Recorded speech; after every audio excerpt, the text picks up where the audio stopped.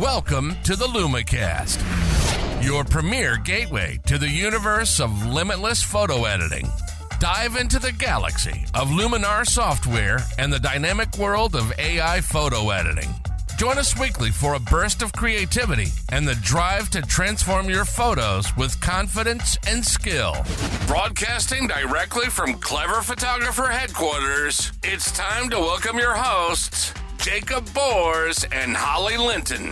Hello everyone, it's another Friday and we are back with our favorite photography podcast, the LumiCast. Yes, we are back to talk to you about photography, photo editing and the art of seeing. Now you know the team, you know who is here already. My name is Jakub and next to me is Holly Linton. Hello, Holly. How are you? Hi, Jakub. I'm doing well today. Awesome. Excited as always. Of course. Come on. It's Friday, which means two things. It's time for LumiCast and also it's the end of the week. Okay, Holly, what are we going to talk about today? All right. It's a great topic. Something after my own heart as someone who loves to collect lenses. Today, we're going to talk about 10 common lenses every photographer should understand. So it doesn't necessarily mean that you must own all of these lenses, but as you go through your photography journey from beginner to intermediate to advanced, you are more than likely to start collecting these 10 lenses that we're going to talk about. So absolutely. Yeah. Are we going to start with the baby lenses to start? No, we'll end with that. We'll save the best for last. So amazing. All right.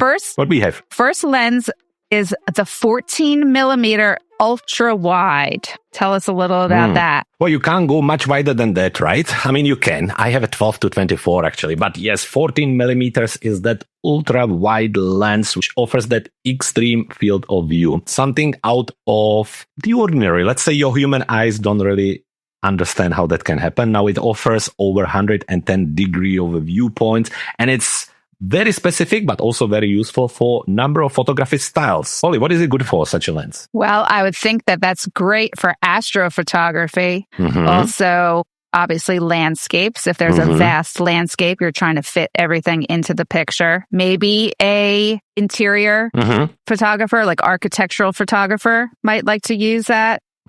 So those would be the few genres that would come to mind. Yeah, definitely. Or subject matters that would come to mind. With the landscape photography, you need to be a little bit careful because if you go too wide, things start to get distorted and they start to look really small. So that's for the landscape photography. And with the interior, because I used to photograph for TripAdvisor, you know, hotels and bars, the wide lens is amazing, but you need to be careful because if you position something close to the lens, it becomes massive. So for example, when there is a really small bedroom and you try to photograph it, if the bed comes really close to the lens, the bed looks massive compared to everything else. So it does have that distortion, but it can be really handy. And especially for the interior, it can really save you lots of time because otherwise you have to do like a little panorama or vertorama and it's annoying. But for astrophotography, absolutely.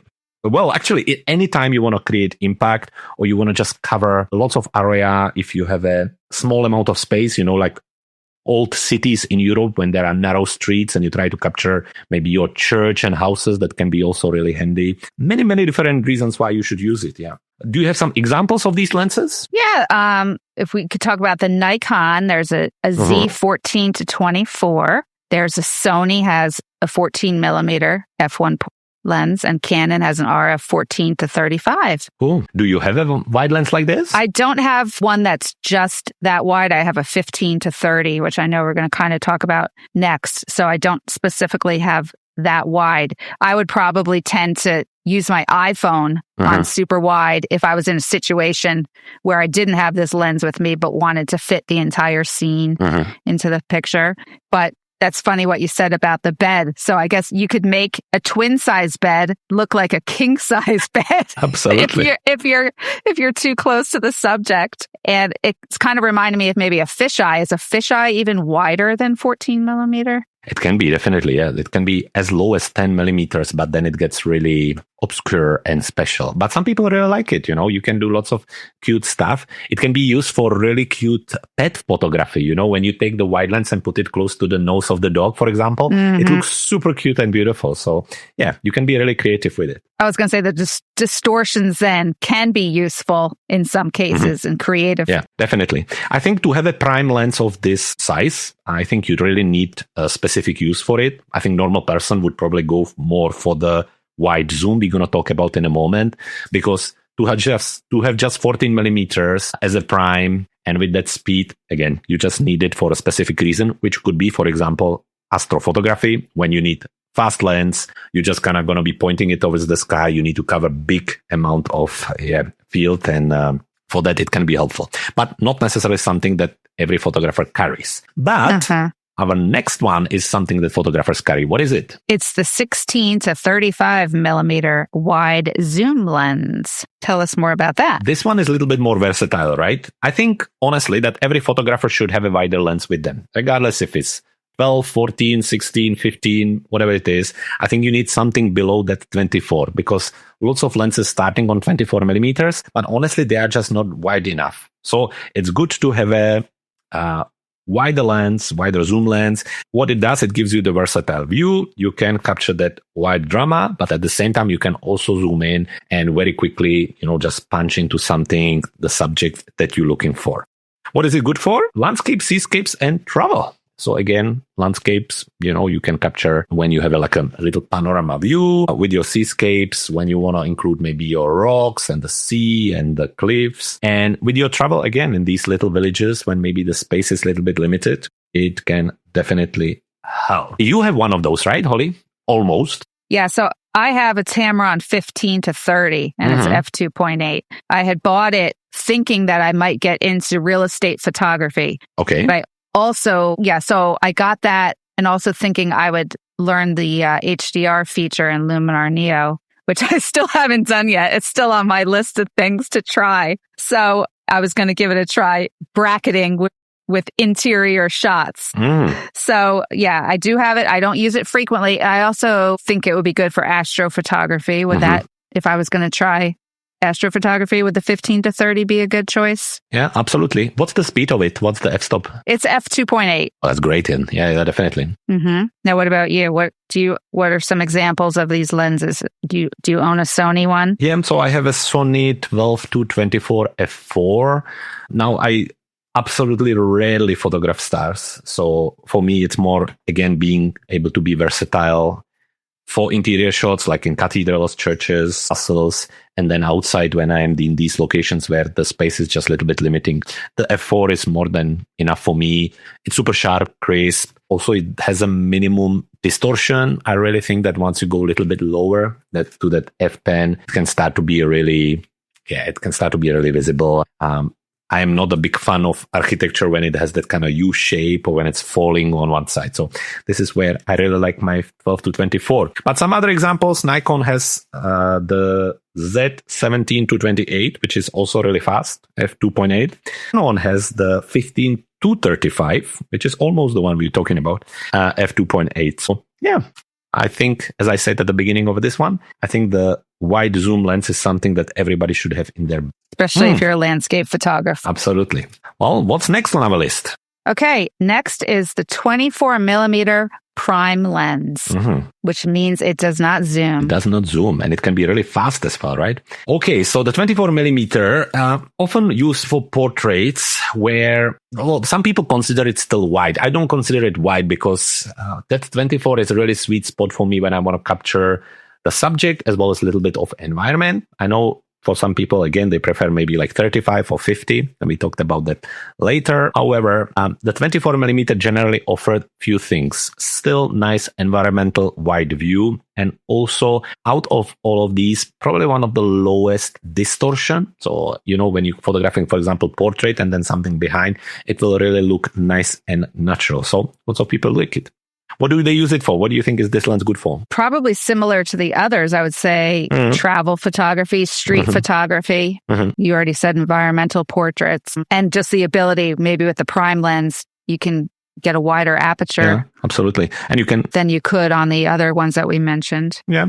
And you can, generally, because it's a prime lens, it will have a quite low f-stop, so you can create a really beautiful soft background as well. So this is why I think people would go for it.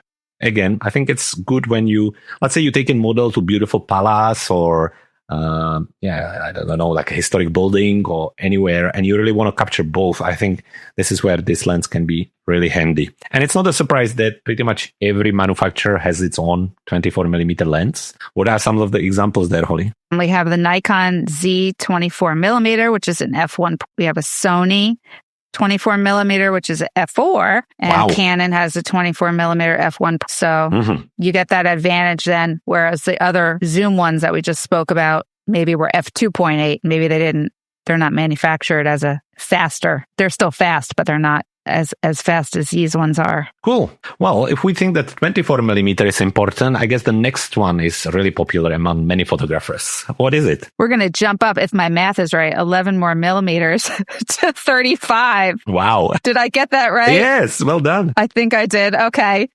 So 35mm prime, what would we use that for? Well, this is probably one of the most popular prime lens out there, in my opinion. Nifty 50 is one, and 35mm is the other one. Why is the 35mm so popular? Because it really gets very close to what we see as a human. It's not perfect there, but we're getting close to that very natural view. It does have a still little wider view, but we getting there. So why people like it? It's for street photography, because you can now really get close. Generally, these lenses are also really small, like really slim, so they're not really that visible. You can get around without necessarily bringing too much attention to you. You can use them for storytelling, lifestyle, everyday shooting. It's one of these lenses you just put on, you head out there into the city, into the town, and you just keep shooting, and you can capture everything from your environmental scene, where you're a little bit further away from the subject, to really beautiful close-ups. I think the 35 is really popular out there, and lots of photographers have it. I would agree with that, yeah. And you have one too, right? I do. I have a Tamron 35mm, and it's f1.4. I feel like it's a good lens to challenge yourself with. You could just say, I'm just taking this lens out to shoot today. And like you said, it's kind of versatile. And I like that you say it's a storyteller's lens, because I really do think that is true. So besides my Tamron, because that's for the EF mount, we have some mirrorless mounts to mention, would be the Nikon Z35mm, which is f1. We have a Sony 4 and a Canon RF 1.8, all just, 35mm prime. So Great. What do you have? I don't really have 35mm. I have 50. Okay. Just, I don't know, never really got around it. I'm not much into street photography, so maybe that's the reason. I was going to actually ask, how much do you use it? Well, I should say, one of the reasons I bought it, Tamron has a VIP program. So if the more lenses you buy, the higher your rank. So I'm a platinum VIP member. So you register. Jacob's laughing at me right now. So you register every lens and you get to a certain level and you get merch. Every April, they send you a gift. So I've now gotten a hat, a vest, a cooler bag. So different gifts that you get when you get to the top level. So I know one of the reasons I bought this was it was going to bring me to the platinum level. Now, do I use it a lot? He's shaking his head. Not often, but I'm glad I have it because it's an f1.4 lens. I feel like I should hang on to it. It's not one that I should consider selling. Absolutely. I'll get it out now and then, but yeah, it's not something I use on a weekly basis. The things we do for the status. So you can get a shirt once a year. That's cute. Yeah. Anyway, I think it's very funny. And also, I think it's totally like you. So that's really cool. Yep. Anyway, we have one more lens before we're going to take a break. Well, if 35 was really popular, then the next one is probably one of the most popular prime lenses out there. What is it? Okay, time for more math. If we go 15 more millimeters up, we're going to be at 50mm prime, also known as the Nifty 50, which I'm sure everyone has already heard so many times in their photography career, that Nifty 50 that I feel like everyone's told you should always own a Nifty 50. Even if it's the, we'll call it the crappier one. It's so affordable. You don't have to even have the L glass, like for Canon. I just have whatever. It's just an EF lens. It might have cost like $120 a few years back. Yeah. So yeah, what do you think? Oh, definitely. Yeah, I think I know a number of photographers who actually only own this lens. They just find it enough for them. They prefer to have the one prime and just kind of challenge themselves going out and capturing. I mean, I have to say that most of them are portrait photographer or street photographers. So that kind of makes sense because that's what it really offers. It offers that very natural viewpoint and perspective. Also, out of all the lenses, this one is the one which probably has one of the least distortions out there.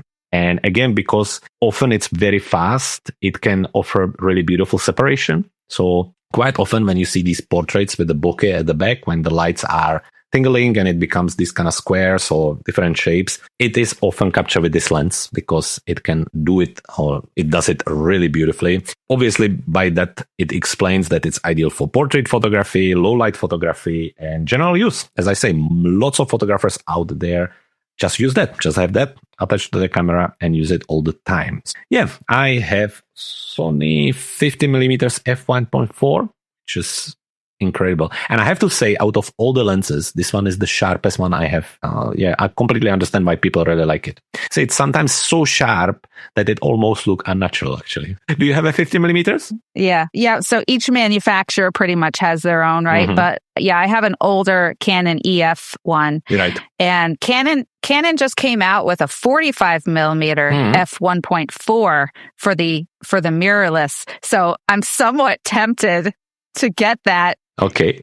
And then not use this other one anymore, but I could probably only sell this other one for $5. So it's probably not necessary, but 50mm you're saying is really what our eye sees. And yeah, it's pretty much, yeah. If someone's on a budget or just starting out with their photography, I think this is a good lens to purchase. Yeah, absolutely. You could just kind of have a fast lens that's affordable to get started with. Yeah. And absolutely. As we're going through all these lenses, it's important to know what they do and that they exist. But equally, I think it's important to know that you, as you mentioned at the beginning, you don't need to have all of them because the manufacturers are very good at releasing always something new. So for example, I was contacted last week to test 56mm lens. And you are like, right, so you have 50, 55 and 56 in your, offer. Like, what am I going to talk about 56mm? And there will be probably people out there who will tell us that it's perfect for something, but you're getting almost into that trap of collecting rather than buying something that is useful. Talking to you, right, Holly?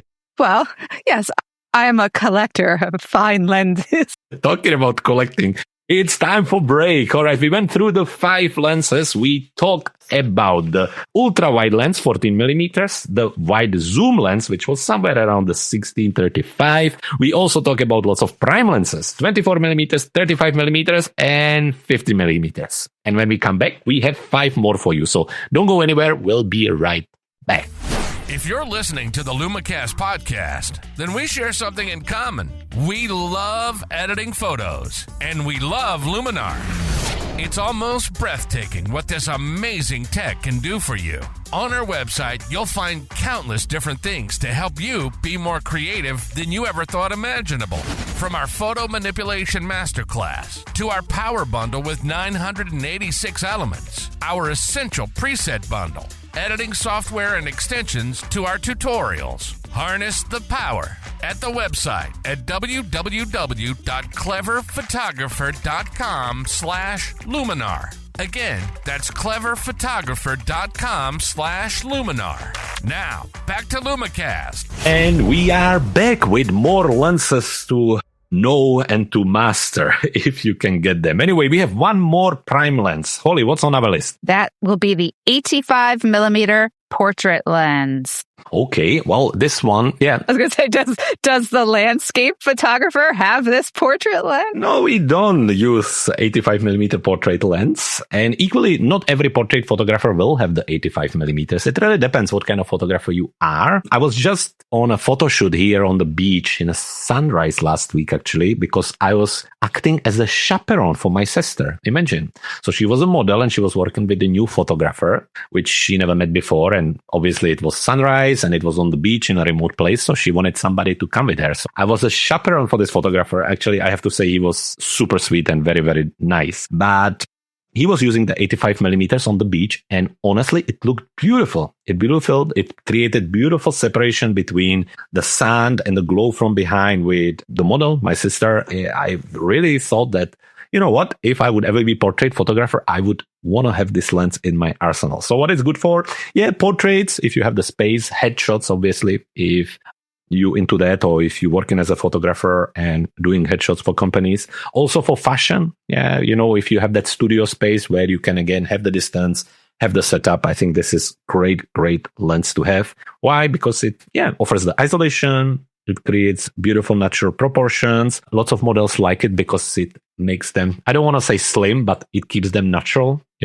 The wider you go, the more distortion you get. And honestly, sometimes it can look terrible. But the 85 millimeters really keep you beautiful and skinny, let's say. But it's not skinny, natural. That's the word I was looking for. On that note, Holly, you don't have 85 millimeters neither, right? I don't, but if I want to look skinny, I might go buy one. Yeah. Or... Oh, you mean someone has to actually take my picture with it? I can't just buy one and automatically be skinny, can I? It's not great for selfies. No, definitely. It's not how it works. Okay. You would need to attach your camera to the broomstick to keep it far away enough to be able to photograph with it. What are some examples of these lenses? Well, the Nikon has the Z85 millimeter, which is an f1.8. Sony has an 85 millimeter f1.4, and Canon, has the f1.2 L glass. Ooh. So those are pretty. I feel like that's definitely one you need to get still, Holly, I only have one L glass, if you can believe that.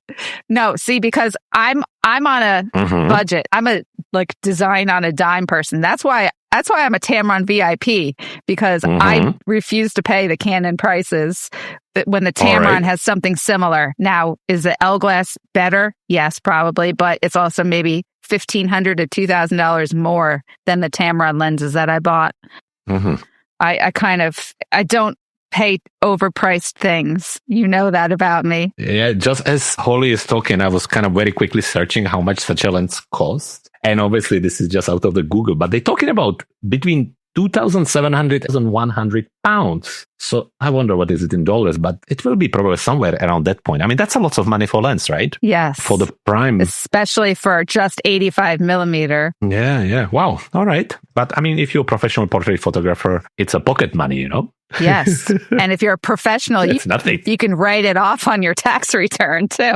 Yeah, exactly. Okay, well, moving on. What do we have next? Okay, the 24 to 70 millimeter standard zoom lens. Hey, now this is finally like my kind of lenses, I'm all into zoom lenses, and also because I get so easily distracted by the environment and by the scene. I need something where I don't need to keep changing the lenses, So while I know that there are people who like prime lenses, for example, like I have a friend, now of course the name Jim Nix, he loves his prime lenses, So he travels with one zoom lens, but he will have 4 or 5 prime lenses with him. I couldn't do that. I find it so distracting to keep changing. 24 to 70 is amazing, but I actually like to go even one step further for the 24 to 105.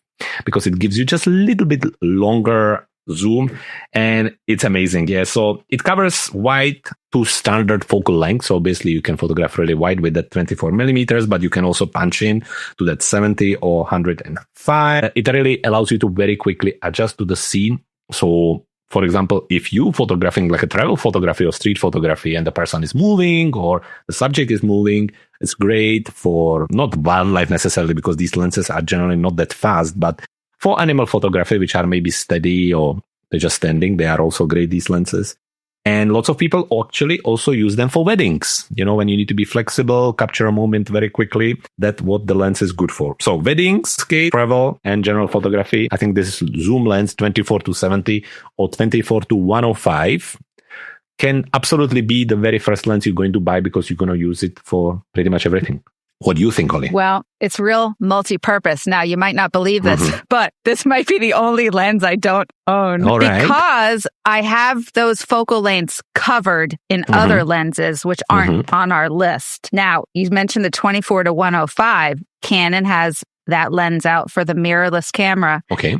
It's kind of like, it's sort of on my list, but it's $3,200. Ooh, nice. But it's f2.8. So you could argue that could just be the one lens that you need. It will cover everything, and you have that wide aperture. So I feel like maybe as a career goes on in photography or a hobby progresses and getting older, that I feel like narrowing down, wait, should I say this? Narrowing down how many lenses you have.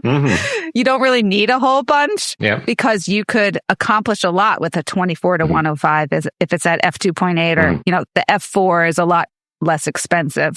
But if you're going to splurge, treat yourself so that you don't have to keep buying all these other types of lenses. But the 24 to 70 I know is very popular. Great. No, I think you're right. I think once you're kind of ready to maybe invest a little bit more in your gear, I think to buy a really good quality lens like this, it can last you forever. I think you never have to sell it, and then you just add few little specialties there, maybe like this really wide lens, or if you're more into wildlife, maybe a wildlife lens, but this will really cover a lot, especially if it's a faster lens. So good point. Anyway, well, that was the 7th one. What's on 8th spot? What do we have there? The 70 to 200 millimeter telephoto zoom lens. What do we use this one for? Everything. Well, obviously, suddenly you have the reach, right? So yes, if you have 24 to 70, you're going to be kind of limited at that 70. If you have the 24 to 105, it's a little bit better. I used to have a lens which was 24 to 240, and it wasn't super fast. And once you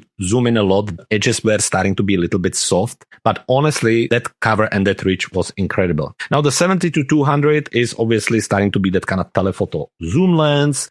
If it's fast enough, it's great for wildlife photography. It's recognized as the first lens you should buy for sport photography as well. It can be also really handy for portraits, again, especially if you want to zoom in and maybe create really big separation with the background, or if you're photographing in a studio and so on. And of course, when you in beautiful location where maybe the subject, I'm talking about landscape, when the subject is further away, or you want to just kind of push into the detail, it can be really nice for landscape too. So many different things you can use this lens for. And I actually know that Holly has this lens, right? I do have it, and it's a Tamron. So it is f2.8, but it was $1,200 back, a few years back when I got it. Whereas the Canon one, which is also f2.8, but it's L glass, was probably $1,500 more than that. Wow. So again, I just refused to pay that for the Canon. I understand. Yeah, absolutely. And I know Nikon also has the Nikon Z 70 to 200 f2.8. The Sony has the same thing. It's just, whatever brand that you love or whatever camera you have. I don't really use this one a lot. And I sometimes wonder if I should sell it, because I have, which we haven't mentioned, but I guess I'll mention now. I have a Tamron 35 to 150, and it's an f2.8 to f4. That's cool. So I kind of feel like I sort of already have, it's kind of a duplicate of sorts. And then I also have a Tamron 35 to 300. However, it's not very fast. It's like f3.5 to f5.6. All right. But the 70 to 200, I just don't use it. I did use it last week because I realized, this has been sitting in a drawer. I should really see what this one can do. So it's kind of interesting to decide, if you're not using your lenses, should you keep them? Should you sell them? And then, because I think there's a decent value still to my 70 to 200. So that's all I have to say about that. Cool. All right. Very, very good. Yes. So I also have a 70 to 200 millimeters, and I use it, just kind of occasionally for maybe some animals, or maybe when, for specific landscape or cityscape when I just want to be really close to. I also use it for moon photography sometimes. I mean, the moon isn't too big, but it's fun anyway. I like to do that. But I guess talking about moon and talking about wildlife and all that, the next step would be to go to what our next lens is, and that is the 100 to 400 millimeter super telephoto lens. Yeah, this is where you need to start to wear different backpack to be able to carry it.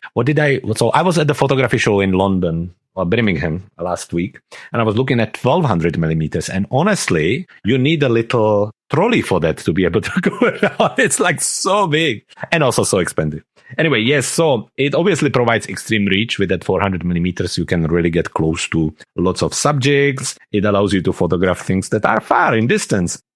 If you have a good quality, again, keeping the details in, which is really, really cool. What would you use it for? Well, very similarly to the photo or telephoto zoom lens we just talked about, wildlife, bird, sports, distant landscape are just some of the examples you can use it for. Now, we're getting to the area where the speed is starting to slow down a little bit because honestly, there is so much glass in it and so on. It's a little bit tricky, but yeah, maybe we can go through some of the examples of the lenses there. What do you have? Yeah, Nikon has the Z100 to 400, which is f4.5 to 5.6.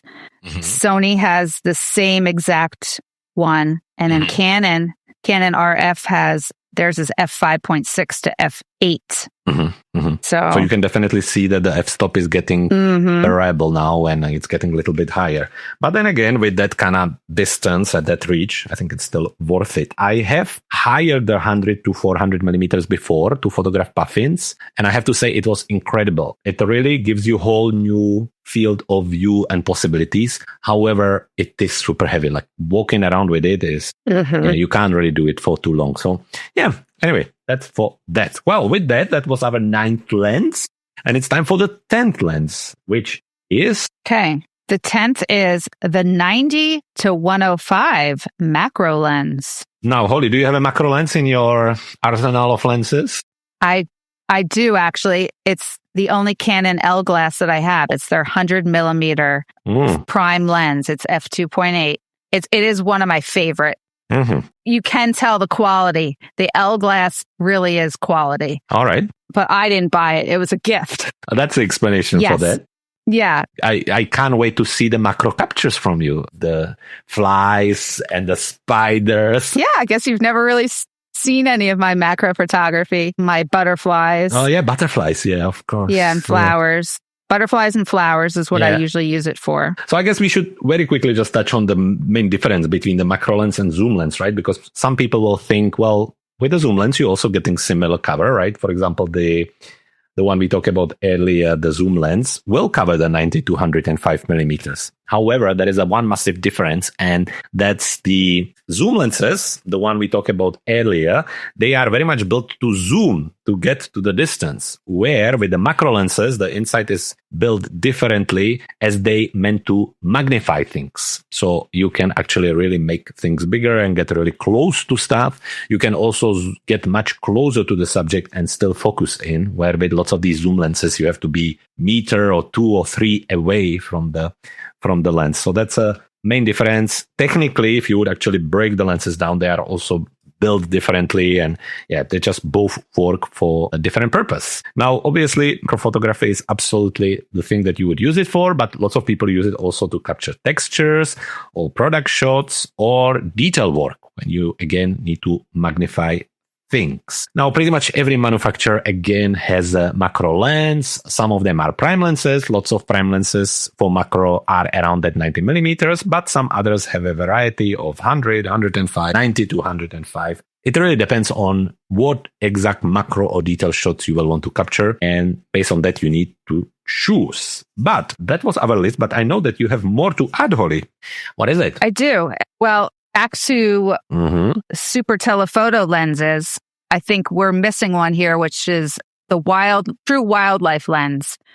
So you're talking about your heavy backpack. Now you need to start doing push-ups and you get your arm workout in when we go look at the 150 to 600, or even the 200 to 800, which I've owned both of them. Now I had a Tamron 150 to 600 that I sold to get my Canon. So when I switched over to mirrorless, I did find 600 millimeters, it still wasn't enough. And Canon had come out with their 200 to 800. So that's what I'm using these days when I do my wildlife shots. It's actually it's not really, if I can lift it, I feel like anybody can lift it. So I thought it was important to mention that there are those wildlife lenses that are even longer than the 100 to 400. In fact, Canon, I think it's their 1200 millimeter. It's like $13,000. I don't know who could afford that, but I guess the professionals have those. Yeah, National Geographic photographers. Yes, and everyone at the Olympics the Olympic photographers have those. And then last but not least, we can't forget, everybody should have at least one lens baby lens. Absolutely. Don't you think? Absolutely. So what are you going to tell us about that? Can you just very quickly explain the idea behind them if somebody never heard about it before? Sure. Lens baby lenses are all manual focus, and they're creative art lenses that create special effects. There's 4 different types of effects that they create, which we talked about in one of our podcasts. Yep. But basically, it's just all about creative photography. So they're really affordable, anywhere from like starting at $140 up to $600. Different. They're all prime. As we're talking about prime lenses, they're all really fast glass. It's just that you have to manually focus them. And I just so happens I am a Lens Baby trailblazer now. So, which just means I have a lot of knowledge about them and love the product so much, just like I love Luminar. And when I love different brands, I really am a big cheerleader for them. So I'm always going to say everybody should at least try one Lens Baby in their lifetime. Brilliant. So, yeah. On that note, we should say that if anybody wants to try and for some reason fall in love with it, we also going to have a coupon code or link in the description of the podcast. Yes. Because we like a coupon code. Yeah. My trailblazer code. Yep. Brilliant. Okay, great. Wow. We went through, I think, very good list of lenses. If you own some of them, let us know in the comments. We would love to hear on which lenses you own, which is your favorite and what you use all the time. Funny thing is that I love, for example, the 50 millimeters, but I never really use it. So it's not necessarily because you like one that you use it all the time. But anyway, on that, thank you so much for listening to us. Holly, thank you for your input and for sharing your lens library with us. You're welcome. Guys, have a great weekend and we'll talk to you again next week. Bye, everyone. Bye-bye. And that's a wrap. Now, there's only 3 things left to do. Subscribe to this podcast so you never miss a future episode. Visit our website at cleverphotographer.com/LumiCast to see what we have in store next. And stay creative and keep editing your photos no matter what anyone says.